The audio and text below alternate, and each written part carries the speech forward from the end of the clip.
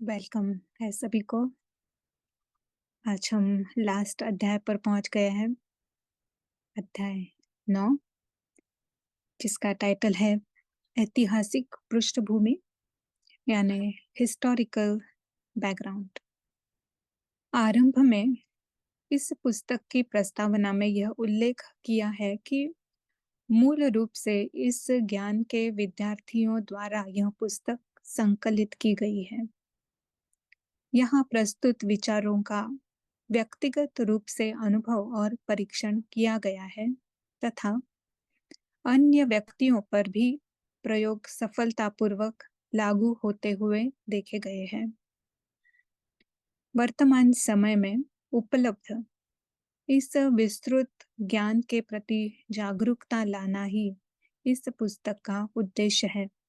इसलिए इस ज्ञान के स्रोत को जानना उचित होगा। करीब करीब सन 1936 तक भारत के उत्तर पश्चिमी प्रांत के हैदराबाद सिंध शहर में दादा लेखराज खुशहाल धर्ममय जीवन जी रहे थे। तदनंतर अचानक उन्हें अलग अलग आध्यात्मिक अनुभव होने लगे और लंबे समय तक ऊंची चेतना में रहने की अनुभूति होने लगी, जो कभी कभी 2-2 घंटे तक भी होती रहती थी। ऐसी एक अनुभूति के अनुभव के पश्चात जब वे सामान्य चेतना में आए, तब उनके निकट उपस्थित जनों ने उन्हें बुदबुदाते हुए सुना। छोटी आवाज में से कहते हुए, अपने आप से कहते हुए सुना कि वह प्रकाश पुंज था, वह शक्ति थी। उसने मुझे कहा, मुझे एक नई दुनिया स्थापित करना है, परंतु उसने मुझे यह नहीं बताया कि कैसे करनी है। समय बीत रहा था। दादा स्वयं भविष्य की कोई विशेष भूमिका के लिए तत्पर नहीं थे और न ही उन्होंने अपने जीवन में कोई विशेष बदलाव लाया था। परंतु 1937 में हैदराबाद शहर में खलबली मची हुई थी। वहां के हजारों रहवासियों को आध्यात्मिक अनुभव होने लगे। साक्षात्कार की तरह कुछ लोगों को दादा का शारीरिक रूप दिखाई देने लगा, कुछ लोगों को उनका पता मिला और कोई ध्यान में जाने लगे। दादा पर जादूगर होने का आरोप लगने लगे। इसी दौरान दादा के घर को आध्यात्मिक मिलन स्थल मानकर लोग उनके घर एकत्रित होने लगे, जबकि दादा स्वयं कभी नहीं जान पाए थे कि उनसे क्या अपेक्षित है। जल्द ही उन्होंने एहसास किया कि जब वे बोलने के लिए अपना मुख खोलते थे, वह नहीं बोल रहे थे और इस हेतु उनका शरीर परमात्मा का माध्यम बन गया था। दादा नई बातें और नए विचार सुन रहे थे, अपने वर्तमान और भविष्य के जीवन प्रति नई स्पष्टता को समझ रहे थे। इस तरह वे अन्य लोगों के साथ परमात्मा को सुन रहे थे। उक्त ज्ञान तब से लेकर आज तक सतत प्रवाहित हो रहा है। परमात्मा ने दादा का शरीर सिर्फ ज्ञान सुनाने के लिए ही उपयोग किया। बाकी समय दादा उन विचारों का अध्ययन करते रहते, दूसरों के साथ चर्चा करते थे और उन्हें जीवन में उतारने का प्रयास करते थे। परमात्मा उनके साथ परम पिता एवं परम शिक्षक की भूमिका अदा कर रहे थे।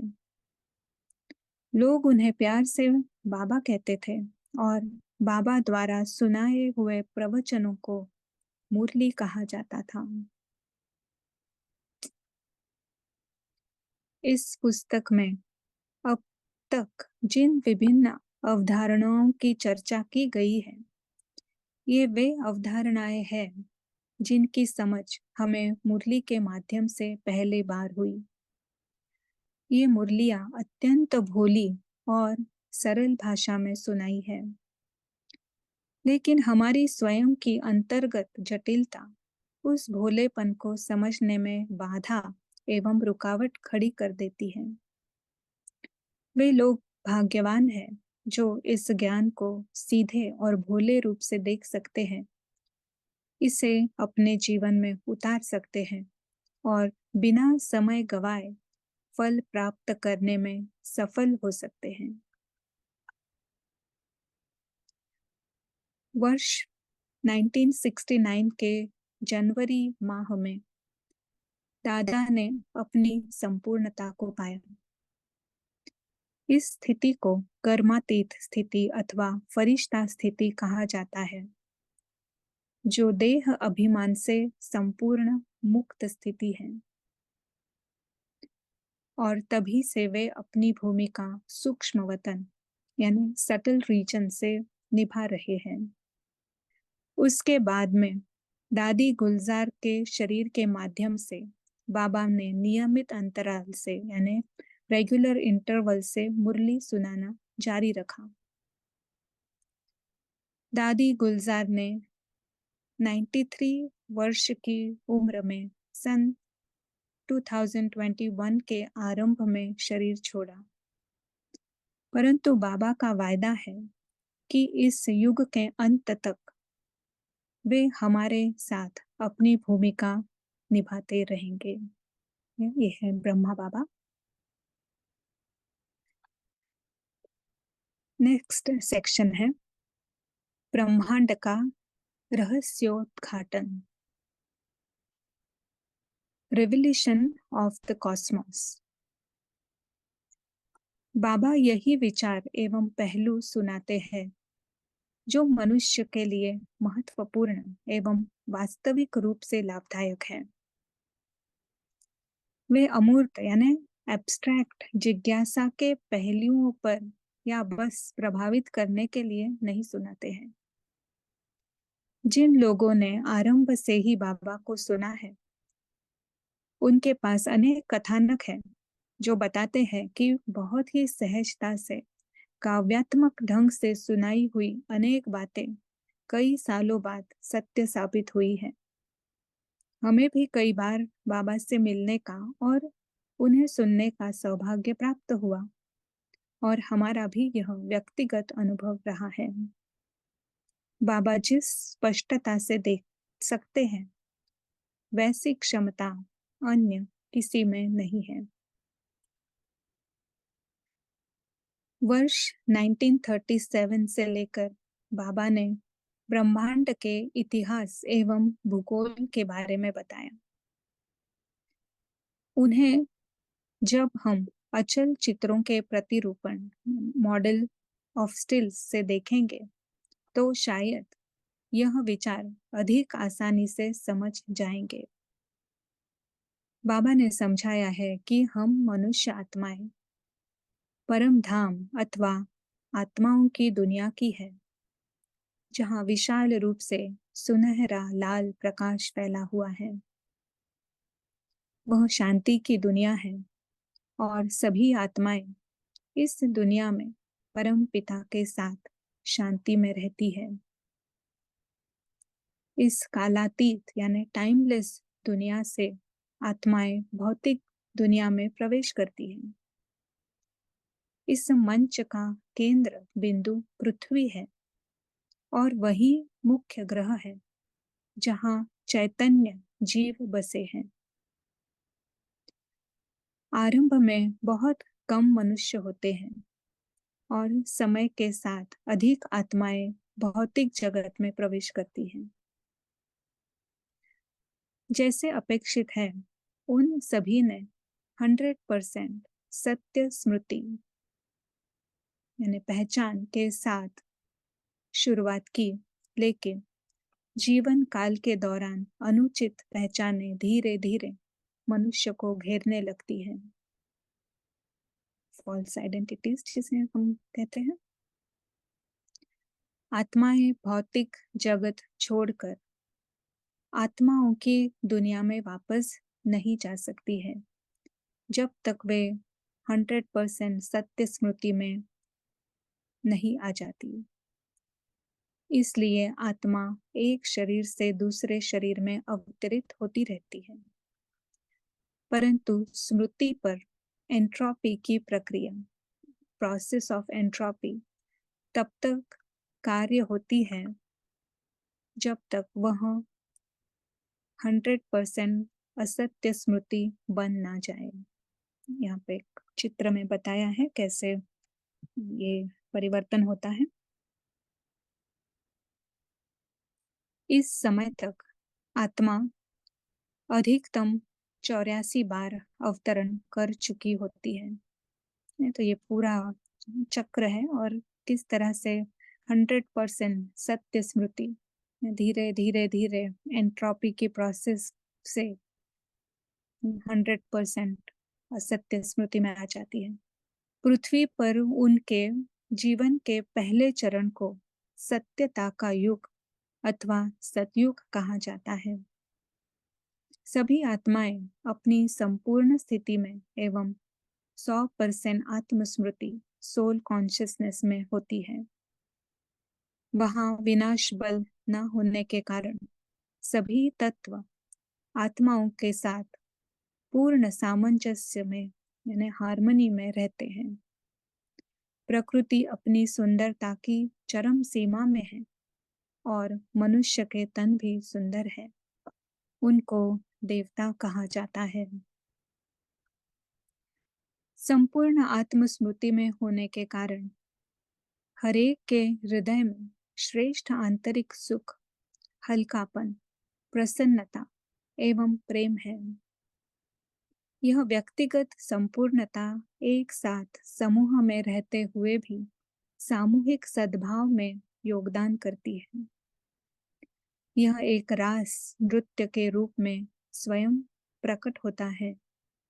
वहाँ एक साम्राज्य है और लोग एक विशाल परिवार के रूप में रहते हैं। प्रारंभ में जनसंख्या लगभग 9 लाख जितनी होती है और धीरे धीरे बढ़ती जाती है। इस स्थान को भारत कहा जाता है और यह इस समय उत्तरी भारत के क्षेत्र में सिंधु नदी के तट पर स्थित है। सतयुग में हर आत्मा के ज्यादा से ज्यादा 8 अवतरण होते हैं, यानी 8 जन्म होते हैं। समय बीतने के साथ आत्माएं पुनर्जन्म लेती हैं और वे अपनी संपूर्णता खो देती हैं, परंतु फिर भी वे मुख्य रूप से आत्मस्मृति में ही रहती है। जब आत्मस्मृति उच्चतम स्तर से लगभग 20% कम हो जाती है, तब त्रेता युग का आरंभ होता है। अभी भी खुशहाल संसार है, वहां दुख का अंश मात्र भी नहीं है।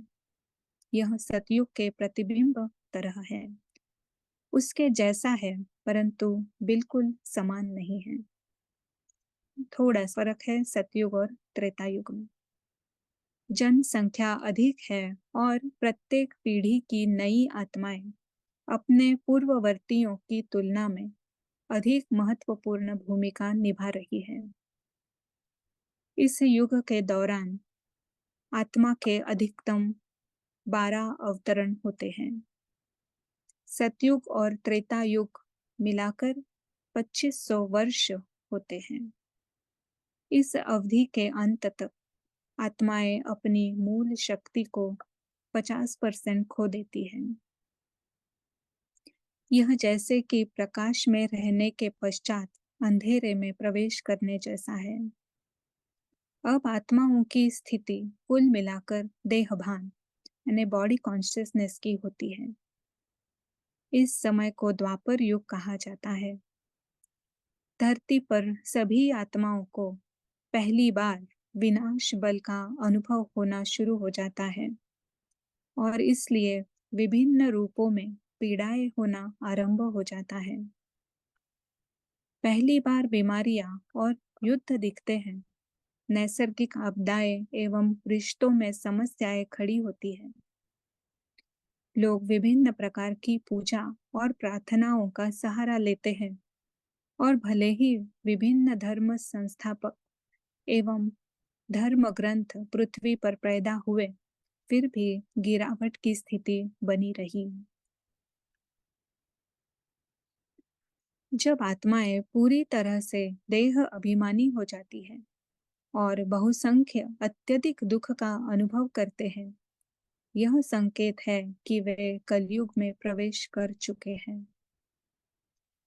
इन अंतिम 2 युगों में आत्माएं अधिकतम 62 जन्म ले सकती है, और औसत यानी एवरेज जीवन छोटा होता है।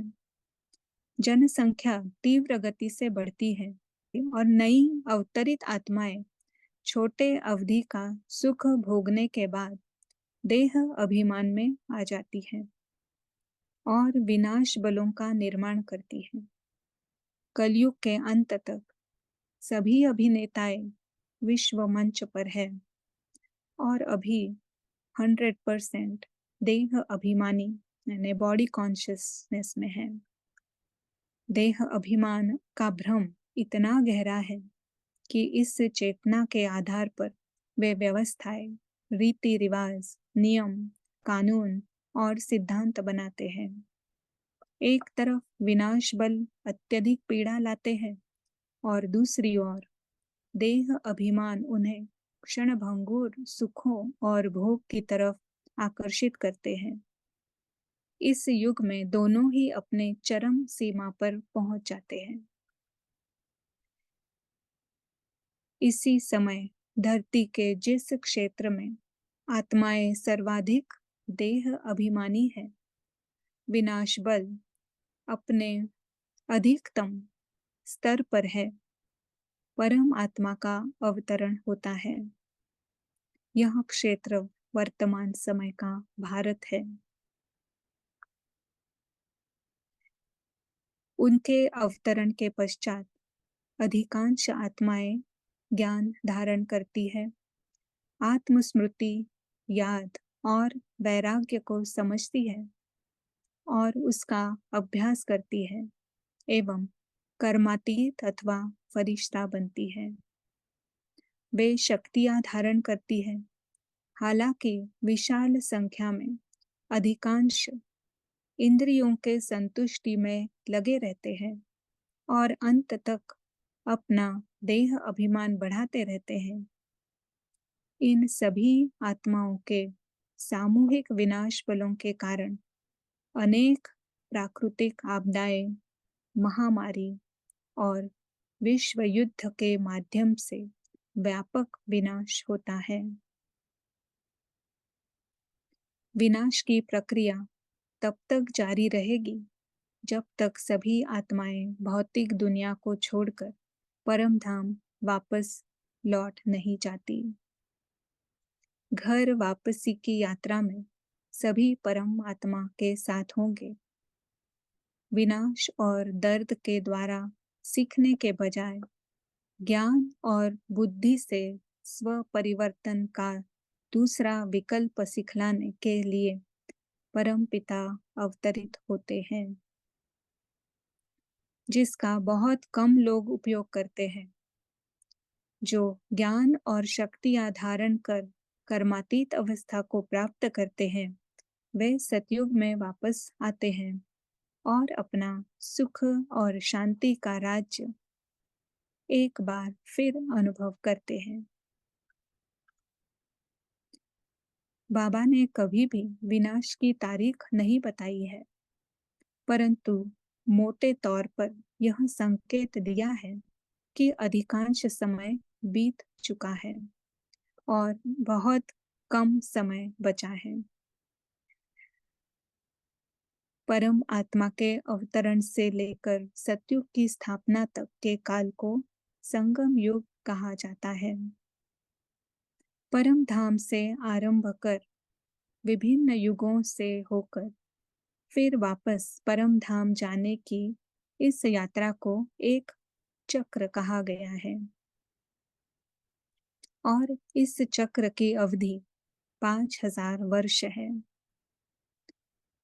इस अवधारणा के अनुसार यह किसी भी आत्मा की इस भौतिक जगत में रहने की अधिकतम अवधि है। इस संस्थान के सभी विद्यार्थियों, विशेषकर प्रारंभिक विद्यार्थियों का साहस एवं आत्मविश्वास बहुत सराहनीय है।